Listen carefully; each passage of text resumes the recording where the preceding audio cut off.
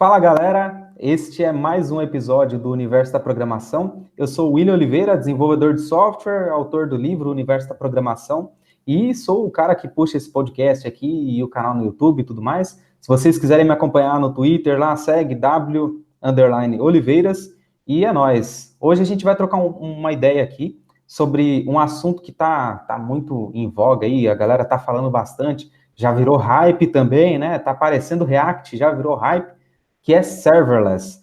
É a gente pensar aí em como criar aplicações sem servidores, talvez. Vamos ver o que é isso, né? A galera tá falando que é o fim do back-end. Já vi gente falando que é o fim do back-end. Serverless é o fim do back-end. Tá bom. Se as pessoas estão falando isso, hoje a gente vai descobrir. A gente está aqui para trocar uma ideia com o Igor e com o Lucas, que são pessoas que dominam esse assunto, né? Já palestram sobre o assunto, trabalham com isso há um bom tempo já e vão aí desmistificar um pouco esse assunto. Se apresenta para o pessoal aí, vai lá, Igor. E aí, pessoal, o meu nome é Igor Halfield, ou Halfeld, depende de onde eu CCA, mas eu acho curioso a galera inventando nomes possíveis para o meu segundo nome, então, tipo, Alfredo, Alfido, então, tipo, tem várias possibilidades aí, chame como você quiser.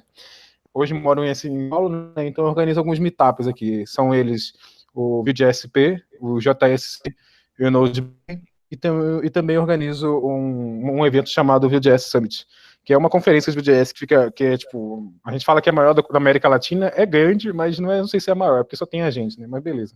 A gente tem que dar aquela valorizada no produto também.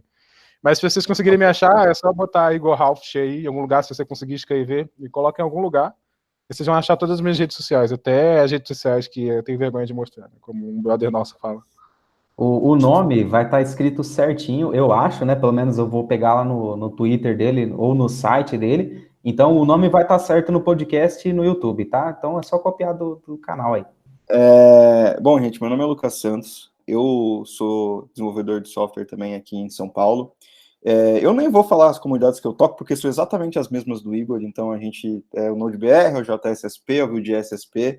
Agora eu estou tocando um projeto com outra pessoa também, com o Eric, que é o Node School, que vai rolar agora em julho, se eu não me engano, dia 6 de julho.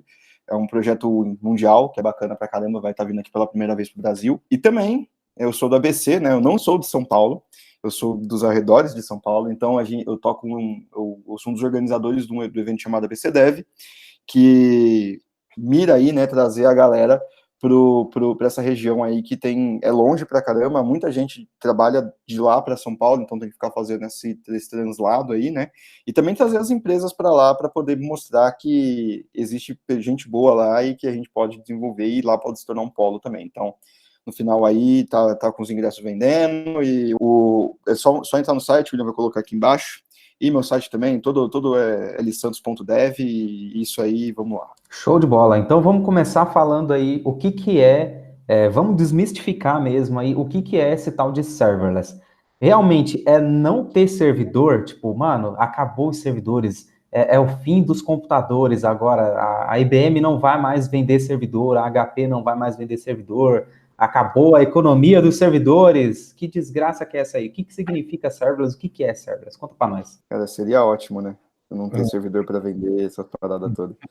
Mas eu acho que a ideia base, né, do serverless não é que não tem servidor, tipo, é um nome que pegou, é um nome, eu acho que é um nome mais comercial do que o nome real da parada, né? Tipo, serverless, na verdade, significa que você pode criar suas aplicações sem se preocupar com a infraestrutura que vai manter essas aplicações. Você se preocupa só com a sua função, né, com o seu código. Então, acho que Sim, eu acho que a melhor maneira de explicar isso, assim, serverless é diferente de linguagem, você pode usar qualquer linguagem, até Java, dá para botar uma função em Java lá, você é louco, o bagulho fica embaçado mesmo, rapidão. Mas fora isso, tipo, diferente de linguagem, o melhor exemplo, como eu acho que todo mundo que está assistindo, está escutando o podcast, já mexeu com JS, pensa nas linhas mais codadas por um desenvolvedor Node.js, que seria você instalar o Express, você dar um require no Express, você criar uma instância do Express, registrar uma rota e depois mandar escutar numa porta. É isso. Isso é a linha mais cuidada para um desenvolvedor JS. Isso você chama de um server, né? Você criou um servidor que tem uma API e você vai fazer deploy lá na sua cloud, seja ela qual for, seja ela Azure ou AWS, assim por diante. Serverless é você não se preocupar com isso, você se preocupar só no...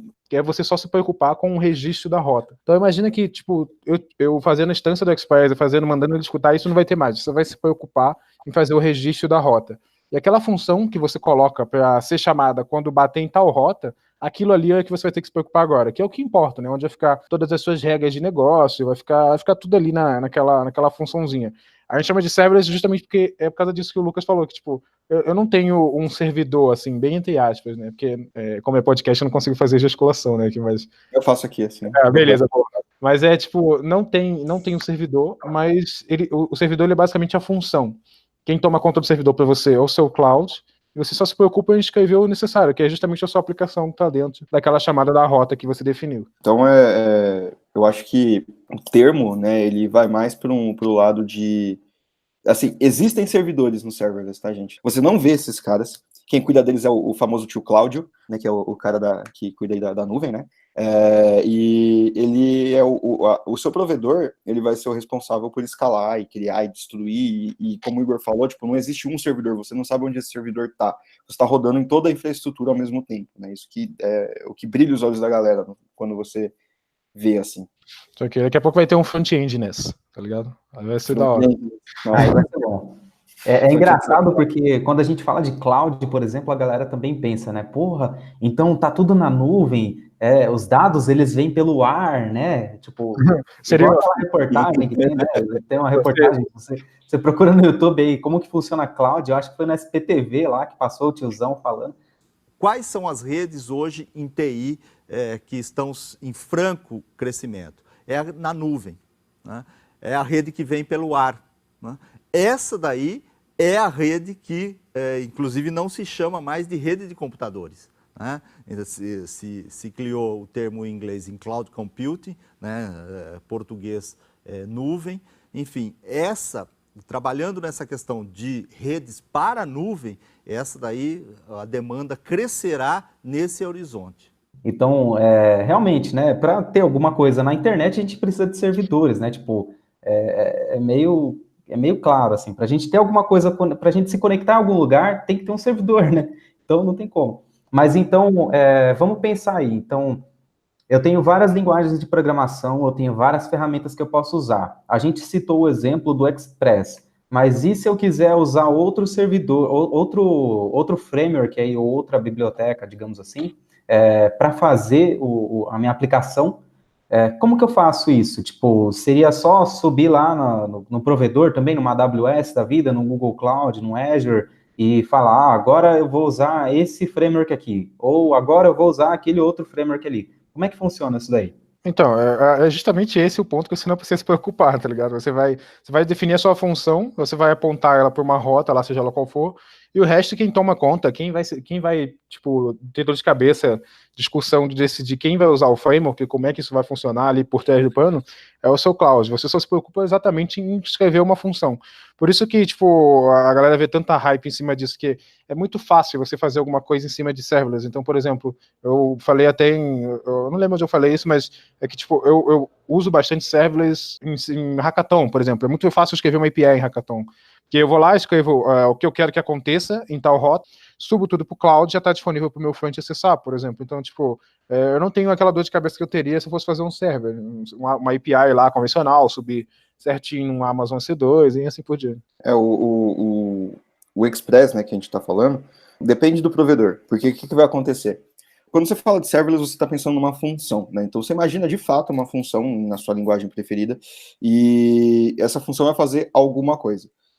Quando você está falando de serverless, a função ela tem uma assinatura bem definida. Geralmente ela tem um contexto, que é o contexto de execução do cloud, então da onde ele está executando, onde você vai, por exemplo, achar às vezes o body da resposta, alguma coisa desse tipo. E toda função ela leva um trigger, né? Então ela vai ficar lá dormente até ela ser ativada por alguma coisa. Por exemplo, uma requisição HTTP, pode ser uma chamada de fila, inserção. Aí, como a gente está falando de cloud, né? O que o provedor cloud quer mais é manter você dentro da estrutura dele. Então, provavelmente vai ter várias funções, né? tem vários triggers que são, na verdade, triggers a partir de outras funcionalidades da cloud. Por exemplo, a Lambda, né, que é é o serverless da Amazon, ela tem um trigger a partir de um arquivo inserido no S3.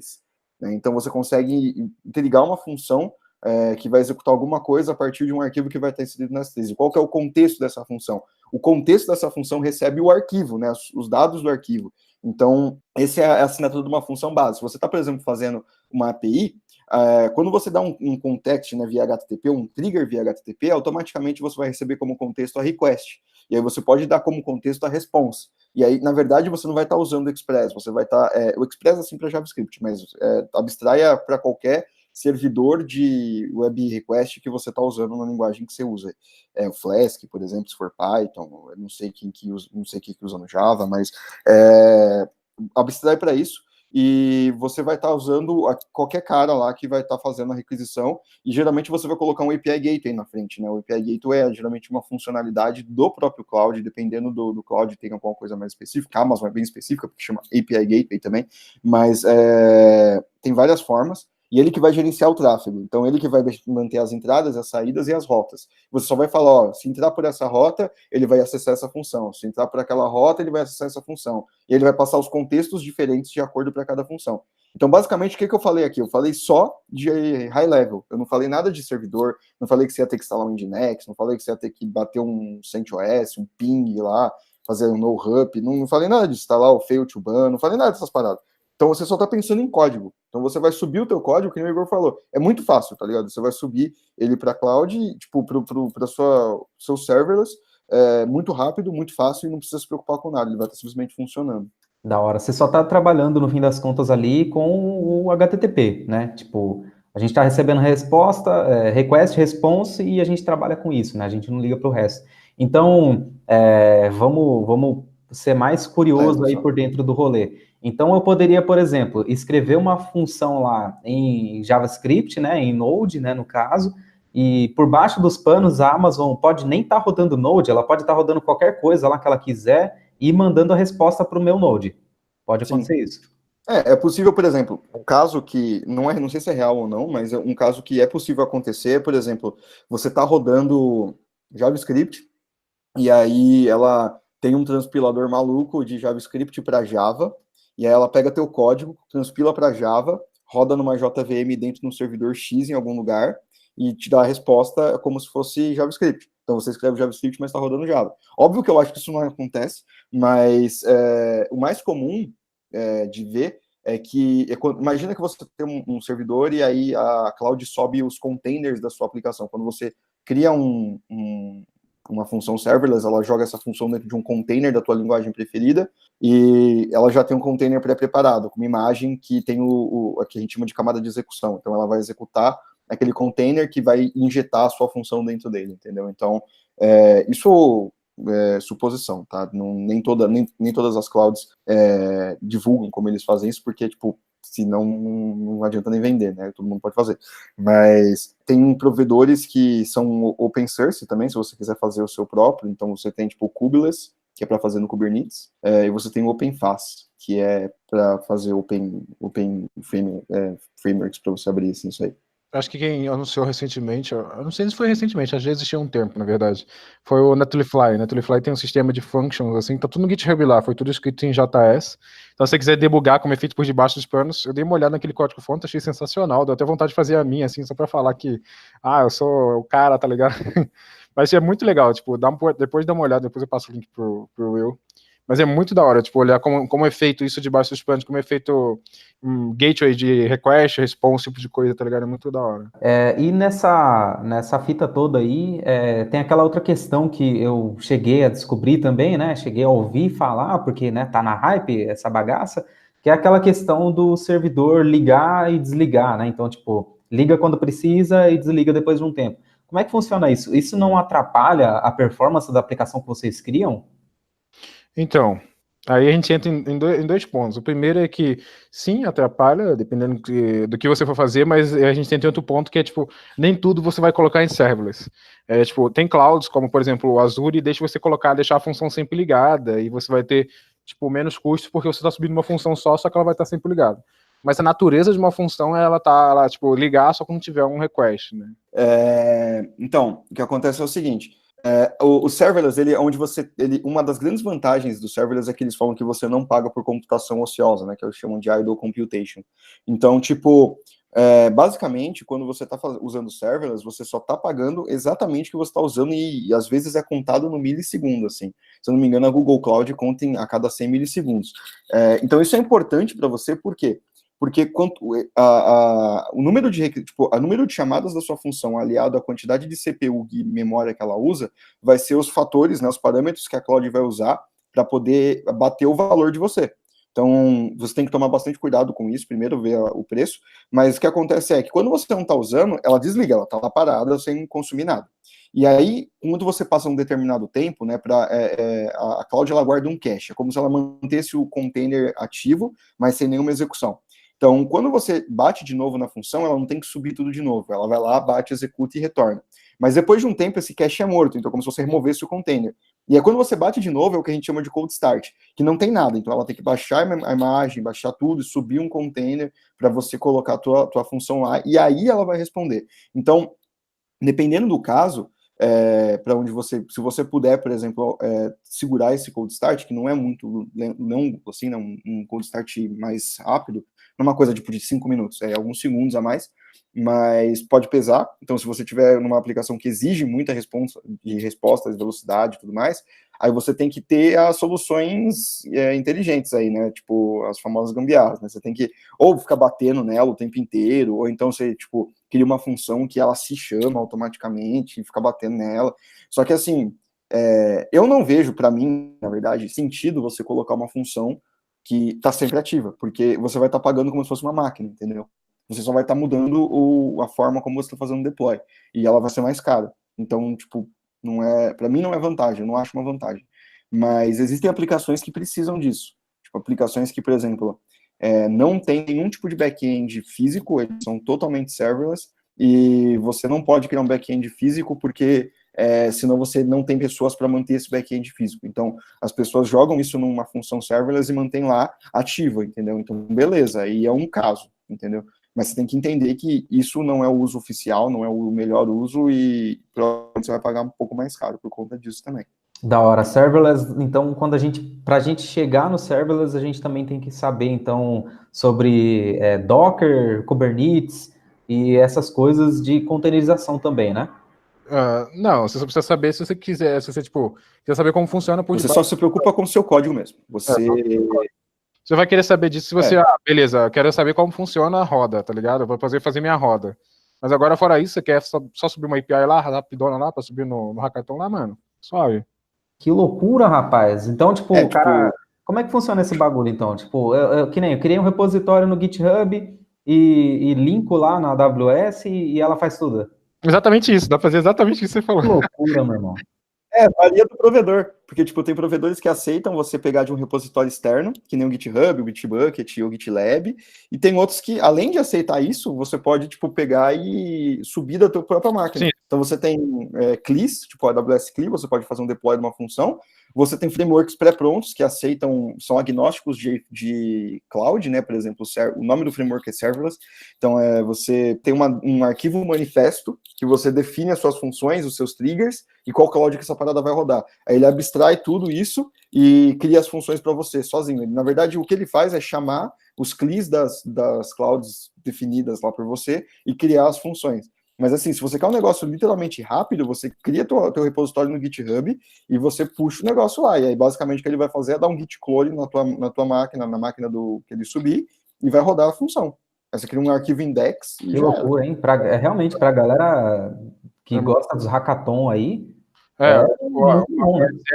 um exemplo, eu participei de um hackathon e fiz uma API toda lá. Eu joguei, tipo, no GitHub e linkei lá na minha function da Azure, linkei lá no meu app da Azure lá, falando, ó, a função que eu vou criar aqui tá linkada nesse repositório. Sempre quando eu fizer push na master de lá, você replica o código aqui e tudo sai funcionando. E, mano, funcionou super bem, velho, porque, tipo, é uma praticidade fora do normal você conseguir fazer esse tipo de coisa.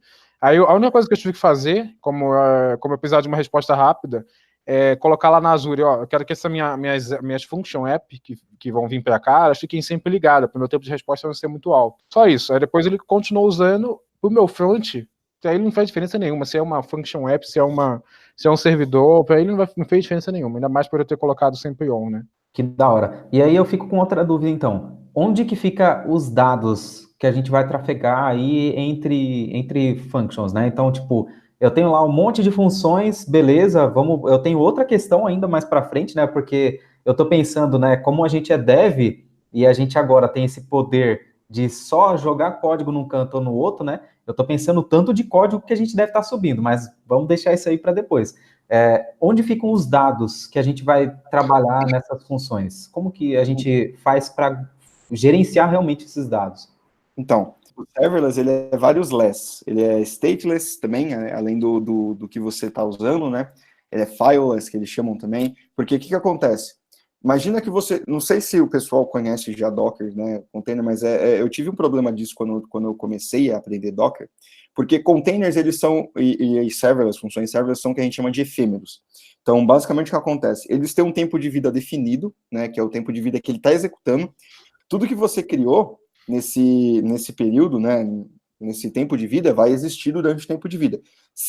No instante que a função parar de executar, tudo que você criou vai se perder, né? Ele não guarda arquivo, ele não guarda nada, é até meio triste, né? Ele morre tudo e fica tudo no limbo, porque ele realmente não guarda nada. Então, imagina que você está trabalhando, por exemplo, quando eu comecei com containers, o Docker, ele tem essa mesma diretriz, né? Todos os containers são efêmeros, então você pode criar e destruir container a rodo, e você não tem que se preocupar com os dados que estão dentro desse container, porque eles não vão existir depois que você destruir o container, né? Então, o que acontecia? Eu subi com o MongoDB lá, e subi outro container, ligava os dois containers, aí ficava trocando dado, tá? Armazenava os dados no MongoDB, ia lá todo bonitão e deletava o container do MongoDB. A hora que eu ia ver, não tinha mais os dados quando subi o container de novo. Eu ficava, porra, mano, esse negócio tá pagando meus dados aqui. E aí, depois de vários meses, assim, estudando Não Docker... funciona, né? Essa desgraça não funciona. O problema é do Docker, essa porra aqui não funciona, usa outra coisa aqui, essa modernidade. Aí, depois de vários meses que eu fui entender que, na verdade, o problema era eu, né? Então, tipo, né, o serverless é a mesma coisa. Pensa que você está construindo uma requisição HTTP. O REST, ele é stateless, né? Então, você não sabe da próxima request nem da request anterior. Assim como as execuções da função serverless que você está subindo, não sabem da função que executou anteriormente nem da próxima que vai executar. Então, geralmente, como é que a gente...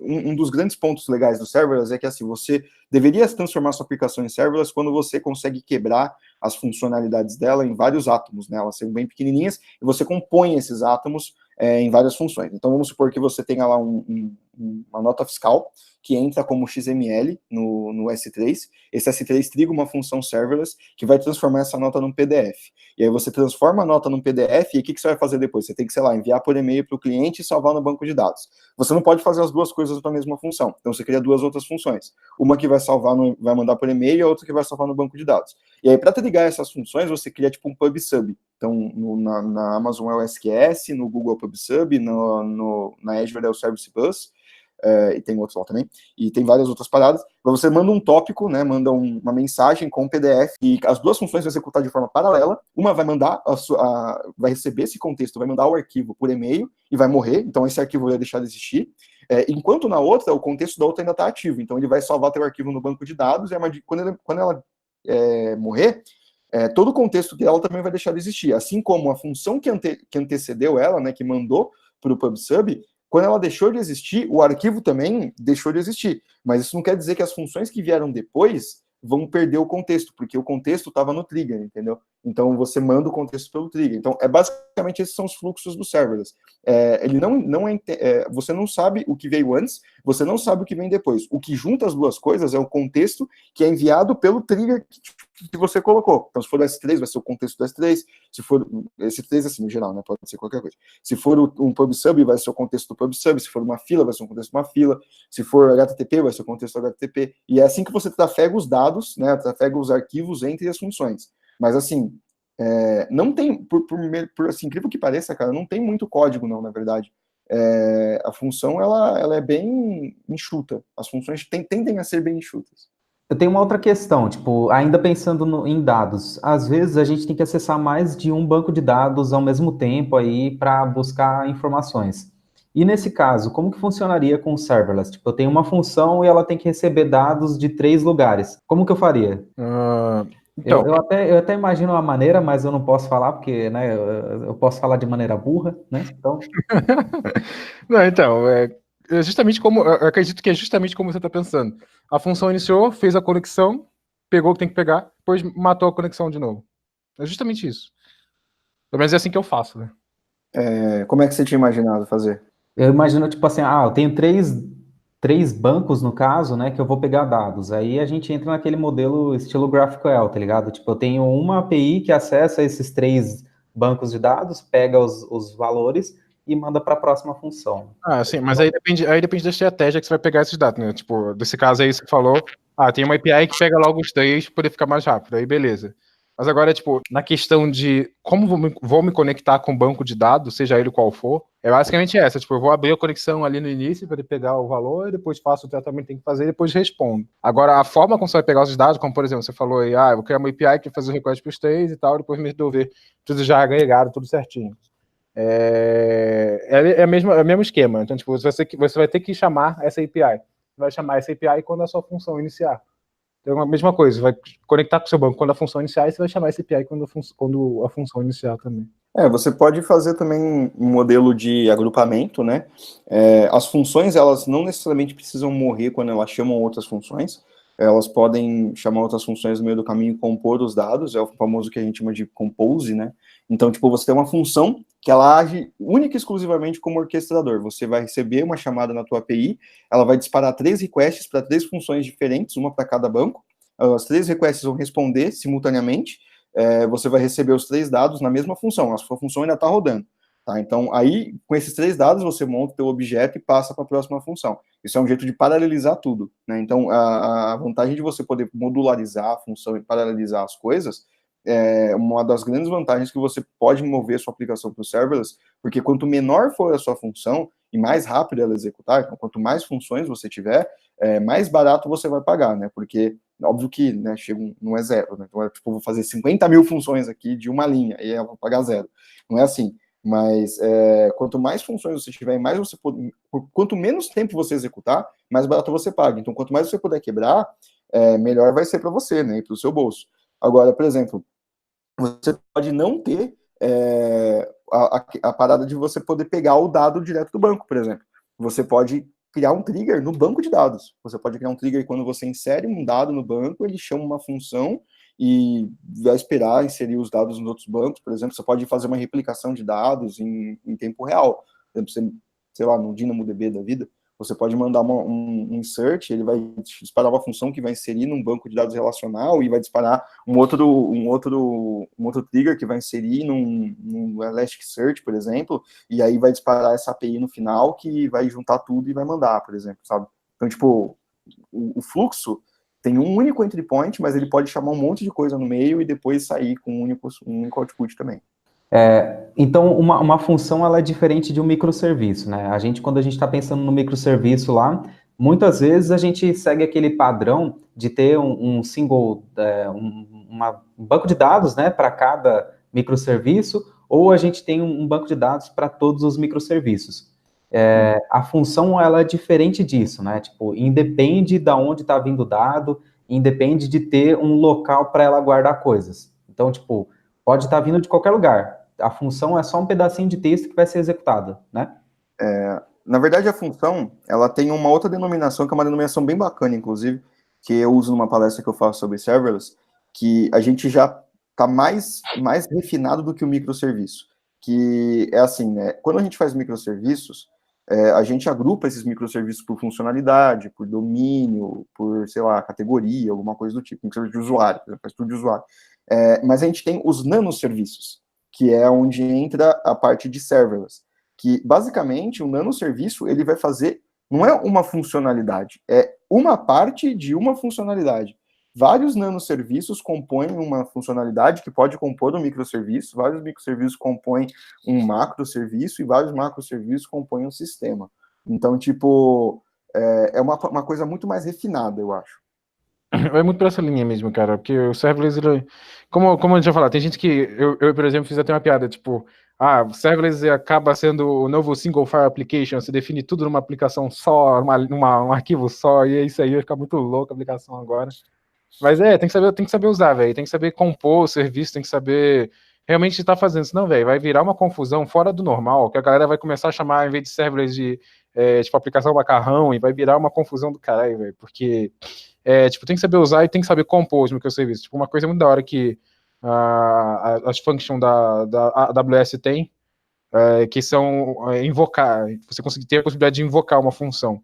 Que na AWS você tem que linkar, tipo, você tem que linkar o API Gateway que vai ser responsável por, tipo, mostrar qual é o path.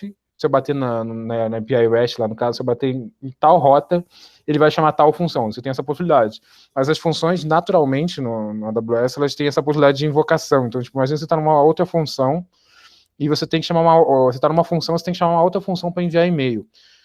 Você não vai chamar essa função, dá para você chamar também, né? Chamar essa função direto por bater lá no hash dela, tipo, na parte da API, tipo, no path do HTTP. Mas a forma mais fácil é você fazer uma invoke, você chamar essa função via invocação, que é tipo, você passa um ID, que é chamado Zarnas, você passa lá, aí você invoca essa função e você tem isso no meio do seu código lá, a invocação, através desse SDK do AWS. Então você invoca e ele já te devolve o valor que é do retorno da função que foi invocada. Então é uma possibilidade a mais. E esse negócio, esse fator invocar, te dá a possibilidade de fazer muito isso que o Lucas comentou. Tipo, vou fazendo composição de funções, e isso vai me dar uma aplicação, tá ligado? Uma aplicação por completa, ela é composta por diversos pedaços. No serverless isso acaba ficando bastante exposto, né? Exposto o que vai ser dividido, o que vai ser função e o que vai chamar essas funções e vai lidar com o retorno dessas funções. E uma coisa legal que a gente tem um problema grande de microserviço, que é assim, quando todo mundo já deve ter visto essa foto, né, que é um cocôzão, e aí você quebra ele em vários cocôzinhos, certo? Que são os microserviços. Essa foto, ela é o ápice do microserviço, por quê? Porque microserviço é uma parada que quando você quebra, ele fica, se você não monitora ele direitinho, ele fica muito esotérico, você não sabe o que está acontecendo. Dá um erro no 12º microserviço que você chamou, mas na verdade parece que você está dando no primeiro. E aí você tem que rastrear todo o call, né, da chamada para poder fazer isso. Existem ferramentas de mercado para fazer esse tipo de coisa, tipo Datadog, Instana. Eu tenho ferramentas grátis como o Kiali, o Istio para Kubernetes, e tem algumas que a galera faz no próprio open source, que nem o DeepTrace. E a gente usa esse tipo de coisa para poder monitorar, por quê? Porque quando a gente faz a aplicação inteira na mão e vai compondo pequenas aplicações como microserviços, elas tendem a ficarem complexas, elas tendem a ficar simples internamente, mas quando você está juntando todas, elas ficam complexas. Quando você compõe funções, uma das características mais marcantes do serverless é que, na verdade, o serverless ele obrigatoriamente precisa ser rastreável. Tudo no serverless tem que ser rastreável. Então, por exemplo, toda função tem o seu próprio log, toda função tem o seu próprio nível de chamada, toda função sabe o que chamou a próxima função. Então, basicamente, isso geralmente é provido pelo próprio cloud, mas quando você não ordena direito as coisas, por exemplo, se você faz merda num microserviço, vai demorar pra caralho pra debugar, porque você vai ficar horas tentando achar o trace da mensagem. Mas quando você faz merda numa função serverless, não é tipo pra amedrontar a galera e usar e tal. Não é bem assim. Você pode fazer merda, cara, tá ligado? Vai ser mais duro pra você porque vai doer no teu bolso, não nos teus olhos, né? Mas quando você faz merda fazendo serverless, assim, tipo, compõe errado, alguma coisa zoada, você não vai ter um problema de debug. Você vai descobrir rápido onde é que você vai fazer esse debug, porque você, por exemplo, deu um erro aqui na 32ª função que eu chamei. Aí você vai lá no log da 32ª função e você consegue ver o que aconteceu ali em nível de detalhe, entendeu? E aí você sabe o que acontece, o que ela recebe, o que ela retorna, e aí você consegue debugar muito legal. E isso é legal porque, tipo, você vai ter vários bloquinhos de Lego que você consegue juntar, e se um der problema, você pode, tipo, simplesmente tirar ele e substituir por outro. Então você pode simplesmente, por exemplo, agora eu vou fazer uma função que salva no Oracle. Aí, 5 anos depois, a gente não usa mais Oracle. Aí você faz uma outra função que salva no Mongo. Você simplesmente troca o apontamento da função e dane-se, tá ligado? A função que você recebeu anteriormente, não precisa se preocupar o que a outra função vai receber. Ela simplesmente vai mandar tudo e já era, entendeu? Porque, como eu falei, o contexto está no trigger. Então, se você trocar o trigger, basicamente o contexto continua o mesmo, se você só troca o apontamento. Então, você consegue chavear coisas muito mais fácil. O pessoal usa muito serverless para fazer feature toggle, né? Então, tipo, você ativar coisas e fazer teste AB, tudo mais. Tinha um lance da hora desse bagulho que você falou de ser rastreável, é que a primeira vez que eu usei serverless foi quando eu trabalhei numa startup de cobrança. E essa startup fazia bastante parceria com o Itaú, esse tipo de coisa, tá ligado? E sempre tinha alguma editoria do Itaú que achava que a gente tava fazendo alguma porra errada, tá ligado? Aí era foda, mano. Aí o bom do serverless era, tipo, a gente tinha todos os logs da função. Tudo bem que era no CloudWatch da AWS, que é horrível de debugar as coisas lá, mas tinha um log, tá ligado? Aí a gente só passava pro cara, ó, dá uma olhada no CloudWatch aí e dá tudo certo. E beleza, velho, funcionava muito bem, porque a gente tinha tudo rastreado lá, todos os passos que aconteceu. Se deu alguma merda, se fosse dar alguma merda, a gente já tinha tudo rastreado. Tem uma outra coisa que eu tô pensando aqui, aí vocês podem confirmar se é real, é que quando a gente está trampando com microserviços, normalmente a gente passa por um BO grande, que é quando a gente vai deixando um microserviço de lado. Então, a gente tem várias aplicações que são pequenas, né? Então, não são pedaços de código só, né? Eles são realmente várias aplicações pequenas que têm a sua complexidade também. E aí imagina que a gente foi adicionando biblioteca naquele código lá, a gente foi adicionando coisa naquele código, naquele microserviço que ficou paradinho um tempo. E aí depois, mano, a gente tem que atualizar a versão. Atualizar a versão de qualquer biblioteca daquela desgraça. E aí você vai atualizar, sei lá, você vai atualizar o Express, aí você tem que... Não, você vai atualizar o Mocha, vamos pensar lá, uma coisa simples, né? Só a biblioteca de teste. E aí você tem que atualizar o Lodash, você tem que atualizar a... Mano, vai puxando coisa aí para atualizar, vira uma loucura. Na Lambda, então, a gente não teria esse problema, né? Porque a gente só fez um pedaço de código e o provedor está cuidando de toda essa parte também, né? Tá Então, certo? em tese, bem na teoria mesmo, não era para ter esse problema, né? Só que, tipo, como a gente tá lidando com Lambda, ou Function, no caso, serverless no geral, e quando a gente tá lidando com serverless e, consequentemente, lidando com microserviços, a gente tem problema de versionamento, sim. Um grande problema que a gente tem hoje, nesse caso, é lidar com utils de projeto. Então, imagina que você tem duas functions que usam uma mesma função, que é um util seu, que tá no repositório separado, que faz slugify de string. Sabe, Slugify, tirar, tipo, acento, caractere especial, esse tipo de coisa, para colocar no Slug. Imagina que essa função do Slugify está num pacote separado e duas functions usam esse pacote. Chega um momento que você vai querer atualizar esse pacote para poder uma function que está usando ele ser atualizada, porque tem um recurso novo e agora vai aceitar acento, por exemplo. Não sei porquê, mas vai aceitar acento. Aí você tem aquele negócio de, tipo, beleza, eu vou publicar esse pacote de utils agora, só que eu vou fazer um bump da version lá, para quando eu der npm install na minha function, ele não pegar a versão já atualizada, tá ligado? Das outras functions. Porque senão vai acabar quebrando as outras functions também. Então você tem que, tipo, seguir aquele padrão lá do semantic version, né? Semantic version não é igual ao do Angular, mas, assim, semantic version mesmo, sabe? Aí para poder seguir. Essa aí foi relato. Semantic version igual ao do Angular é muito bom. Então, mas tem esse problema assim. Justamente porque, consequentemente, a gente está lidando com o microserviço. Ou seja, eu nunca vou escapar dos problemas de versão, que isso daí me persegue, cara. Eu nunca vou escapar disso, então. Então, acho que enquanto você tiver gerenciador de pacote, cara, você sempre vai ter problema de versão, porque uma das coisas que, assim, os gerenciadores de pacote, eles são muito bons para gerenciar dependências. Só que eles são bons para gerenciar dependências no mesmo projeto, né?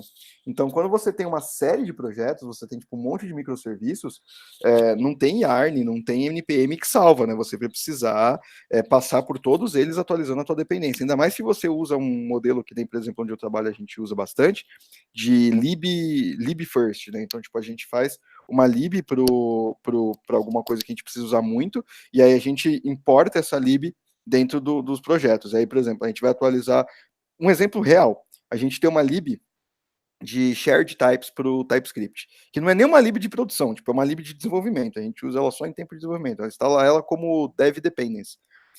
E aí, toda vez que a gente muda essa lib, a gente usa semantic version e tal, só que a gente, às vezes, dá, por exemplo, o que acontece no package.json é que ele não atualiza automaticamente quando é um major. O problema é que toda vez que a gente muda um tipo, se a gente altera o tipo e dá um minor ou um patch, a gente não consegue, a gente pode quebrar as outras aplicações quando for fazer debug, porque aí ele vai dar pau no tipo e o tipo não pega e tudo mais, ele tá retornando isso, etc. Então a gente sempre dá um major. Na verdade, sempre dá um major quando não é muito, quando quebra muito, né? E aí os packages de JSON não atualizam. Então a gente tem que ir um por um e metendo um npm update em todo mundo, tá ligado? Para poder atualizar. E isso só quando a gente faz dev, porque isso ainda diminui o problema, porque é uma dev dependence. Imagina se fosse uma dependência de produção, que né, a gente também tem. A gente usa um boilerplate do Express que chama Expresso, que a gente fez. Ele basicamente assume bastante, cara, ele agrupa muita coisa e deixa bem rápido para você fazer as coisas lá. Então, uma vez a gente fez uma atualização desse boilerplate para ele, tipo, aceitar um secret do JWT em vez de um par de chave. E, cara, foi um inferno passar por todos os microserviços dando npm update, npm update, npm update. E aí a gente tinha que trocar os serviços, e aí tinha que subir a imagem do Docker e depois dar um deploy no Kubernetes. Isso é um saco em microserviços, tá ligado? E em serverless, teoricamente, tá muito teoricamente mesmo, você não deveria usar pacote. Mas, como é impossível você não trabalhar no JavaScript sem usar pacote, você acaba usando, você tem como instalar, ele permite isso, mas toda vez que você rodar uma função, ele vai instalar a última versão que está no package de JSON. Então, se você atualiza lá a versão do teu pacote, ele vai atualizar a versão do teu pacote no próximo deploy que ele fizer. Então, tem que tomar bastante cuidado, porque se, por exemplo, uma função, que nem o Igor falou, tá com uma versão de um pacote que as outras funções não suportam, aí fudeu, né? Porque se você atualizar a primeira, toda vez que ele subir a próxima, ele vai atualizar as demais também. Então, ele vai atualizar todo mundo. Você tem que tomar cuidado com isso. Que desgraceira. E aí, pensando nessas, né, eu tenho um monte de funções aí, então, eu estou pensando um caso de alguma empresa que usa serverless assim, igual a de vocês, ou mais massivamente ainda, né, tipo, usa pra cacete. Como que gerencia esse código? Ele fica cada um em um repositório, ou fica todo mundo num repositório só, e aí na hora de subir aponta para cada repositório? Como é que funciona essa organização de código mesmo? Então, depende do provedor, né? Deixa eu Depende do falar provedor. que Quando eu trabalhava. isso aí é muito pessoal. Então, depende do provedor. Quando eu trabalhava com AWS Lambda, era basicamente, tipo, imagina que, vamos dizer assim, serverless é basicamente uma composição de funções, e essas funções te dão um servidor. Então, imagina que você tem 30 funções, e essas 30 funções têm um servidor. Beleza, se é um servidor, essas 30 funções, eu tenho um repositório. E em questão de tipo, organização de arquivos, esse tipo de coisa, no caso da AWS é mais, tipo, foda-se, você vai fazer lá e vai dar tudo certo, a gente confia em você, e você é responsável por fazer a sua própria organização e tal. Na época que eu trabalhei não existia nem serverless, o framework, que a gente tem o serverless framework, que é para lidar com vários, que ajuda você com bastante coisa, principalmente na questão da AWS, que lá é mais faça você mesmo, então é um pouco mais complicado. Na época a gente usava Gulp File para poder lidar as coisas, porque serverless tem um rolê que, tipo, se a sua função passa de tantos mega, você não pode colocar lá direto, você tem que fazer deploy para S3, linkar lá, tem vários rolês envolvidos. Então, na época, a gente usava o Gulp para fazer essa automatização e fazer deploy com o Gulp também, olha só que legal. Agora, no caso da Azure, por exemplo, ela já facilita você bastante coisa. É claro que ela não está madura igual a AWS Lambda, que, por exemplo, a AWS Lambda já suporta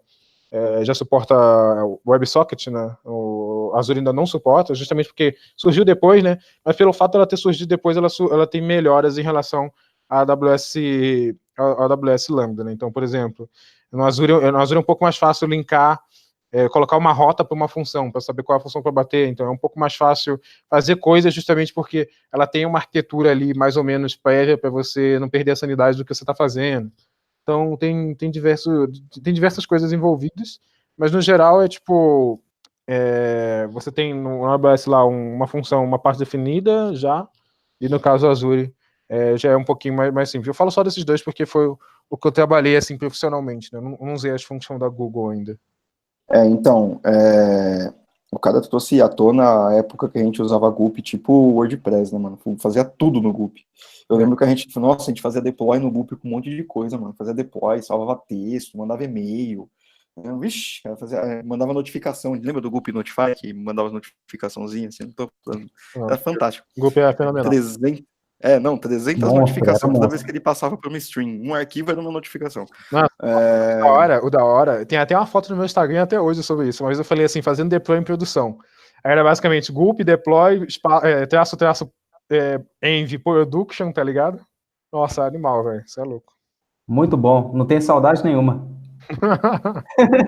Mas, mano, então, aí é foda, porque assim, isso vai muito do pessoal. Hoje eu acho que não tem nenhum provedor que obrigue que você siga um modelo específico de organização de sistema. O serverless, o framework, ele usa tudo no mesmo repositório. Na verdade, é tudo na mesma pasta, porque toda vez que você cria uma função nova, ele cria uma pasta nova dentro do projeto e coloca o nome da tua função lá.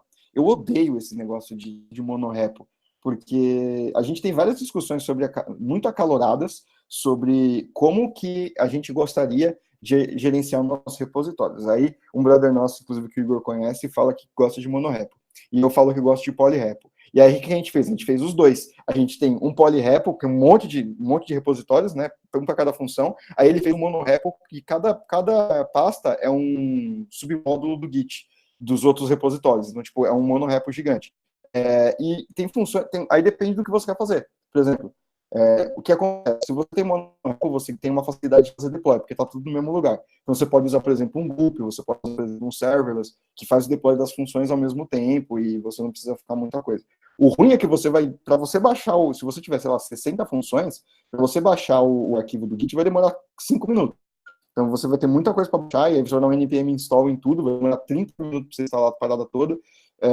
E aí tem, tipo, alguns contras, tem um deploy mais rápido. No caso de um polyrepo, você vai ter, tipo, um deploy mais complexo, não vou dizer mais lento, porque é um deploy só, mas vai ser mais complexo, que vai ter que organizar tudo isso daí, mas você vai ter também uma facilidade na hora de fazer o debug de uma função.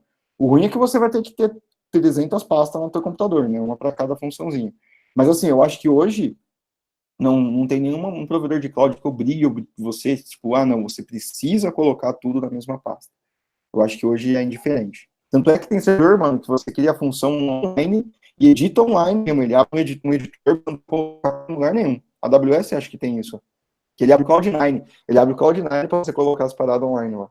Então, a gente falou coisa pra caramba. Eu acho que quem ouviu esse episódio aí deve estar com a cabeça a milhão. O que as pessoas deveriam estudar ou como que elas poderiam fazer também para praticar esse conhecimento de serverless, né? Porque quando a gente vai fazer alguma coisa envolvendo serverless, normalmente entra aquela parte de colocar o cartão na AWS, né? E aí você já entra em choque já, né? Você fala, pô, eu quero estudar, vou ter que pagar já? Tipo, como é que faz? E aí, como é que faz agora? A pessoa quer aprender mais isso daí. O que vocês indicam para elas? Cara, todos os provedores cloud têm um free tier, tá? Então, na AWS é 1 milhão de execuções, na Google são 2 milhões, na Azure é 1 milhão também. Desde que você não passe o tempo máximo permitido da função, que é de 5 minutos, inclusive isso é importante falar, se a sua função demorar mais de 5 minutos, ele vai matar a função sem dó nem piedade, ele não vai fazer nada, simplesmente matar a função no meio, dane-se se terminou, não terminou, se corrompeu, não corrompeu, já era. Até porque tem uma coisa errada. Até porque tem uma coisa errada, né? Você tá demorando 5 minutos. Pô, se tem uma função que demora 5 minutos. Imagina o cliente esperando 5 minutos, né, velho? Vai lá, request. A gente teve uma função que fez isso uma vez. Ela demorava 4 minutos para executar, ela não chegava a morrer, mas ela tinha um determinado tempo extra lá na Google Function lá, e uma vez ela executou 18 milhões de vezes, a gente teve que pagar R$6.500. Isso é muito triste. Mas isso é um problema, então você tem que pensar bastante no preço, mas para você testar aí só localmente, assim, você pode usar o serverless. Eu pessoalmente aconselho que você use serverless framework. Não faz muito sentido você ficar querendo aprender exatamente como cada provedor funciona logo no início, porque você vai ficar enviesado. Então, usa o serverless, que ele é agnóstico, entende como funciona o servidor, como funciona o fluxo da parada inteira, né? Não adianta você só entrar no serverless e fazer função localmente. Mas também tenta usar, né, o provedor que você está usando, você raramente vai poder pagar, porque ele não vai chegar em 1 milhão, a não ser que você seja, nossa, mega tester, mas, tipo, você nunca vai chegar no 1 milhão de execuções sozinho, sabe? Então, você pode testar, bater uma funçãozinha aqui e lá. O que você pode pagar, e você tem que tomar bastante cuidado com isso, são os triggers que você está executando. Por exemplo, se você vai usar um DynamoDB, ou você vai usar um SQS, isso daí são tudo pago à parte. Então, você tem que olhar o preço dessa parada aí também, tá? Então, é importante você olhar todo o ecossistema da coisa, antes de você sair aí criando uma coisa. Cara, a gente vai muito nessa, assim que começar. Ainda bem que os clouds hoje eles disponibilizam para você o tempo, assim, um crédito, né, para você começar a usar. Ele pede para você colocar seu cartão lá, mas eu acredito, eu juro para você que não aconteceu comigo, né? Posso acontecer com você, talvez, não sei, vou deixar esse medo aí na sua cabeça, mas tipo, ele não vai cobrar, ele só pede para você colocar o cartão para caso você passe, assim, tipo, quando acaba os créditos, quando acabar os créditos, você não continuar usando, se você continuar usando, ele vai cobrar você, né? Claro, porque acabou os créditos, né? Mas, assim, no período de crédito ainda você continua usando. E acredito exatamente, tipo, vai para um serverless da vida para começar a criar suas primeiras funções, tá ligado? Começa a estudar microserviços, já que você vai mexer com microserviços por consequência, né? E a última coisa que eu acredito que é a dica de ouro, assim, para conseguir aprender serverless é participar de um evento online chamado Serverless Week. que é eu e o Lucas que tá organizando. Então, tipo, o evento ele é online e é basicamente uma semana sobre serverless. Vai ser assim, palestras online, o evento ser online, à noite. Então pensa palestras de 7 horas da noite até 10 horas. Então, segunda, terça, quarta, quinta e sexta, só de evento, só sobre palestras de serverless, né?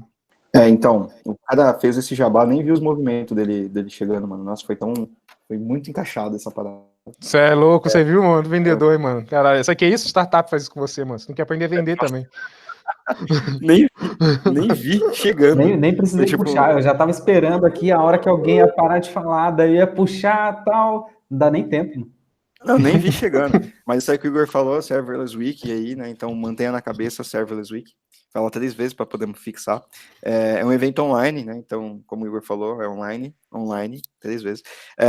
Você pode mandar sua palestra, ela tá aberta lá, o Call for Papers, então você pode mandar uma palestra que ela pode ser gravada, você pode gravar na tua casa, ou você pode submeter ao vivo. A gente vai passar elas todas ao vivo lá. E além do conteúdo, né, isso é uma parte bastante importante do projeto, não é só para divulgar os serverless, que é importante aqui no Brasil, porque não tem muita coisa, mas uma parte bastante importante do projeto é que a gente tem um botão ali embaixo de doação para esse conteúdo. O evento é gratuito, se você não doar, a gente vai continuar gostando de você da mesma forma, mas você pode doar para alguns conteúdos doar para o conteúdo do serverless, que a gente vai reverter todo esse dinheiro que a gente receber para algumas comunidades com causas sociais, algumas iniciativas sociais, como a Homemakers Code, o Desprograma, que estão lá no nosso site também. Então, todo o dinheiro que a gente receber, a gente tem uma meta no Vaquinha lá, né, porque a gente precisava pôr a meta, mas a gente vai pegar esse dinheiro e vai doar totalmente esse dinheiro na totalidade, 100% dessas comunidades, e tentar ajudar elas a melhorar a vida de outras pessoas, através de compra de livros, outras coisas assim. Então, se você puder doar qualquer valor, a gente ficaria muito grato, e eles também. Show de bola. Então, é isso. Muito obrigado pela participação de vocês aí, muito obrigado por você que ouviu também. Não esquece de compartilhar esse episódio aí com todo mundo para dar tempo da galera acompanhar a Serverless Week ao vivo, né? Para daí poder mandar as dúvidas lá ao vivo e também participar dessas doações aí que vão ser muito importantes, né? Eu vou deixar os links, então, das redes sociais dos dois aqui também, e vou deixar os links para o evento, o link de tudo que o pessoal falou na descrição do podcast e no YouTube também.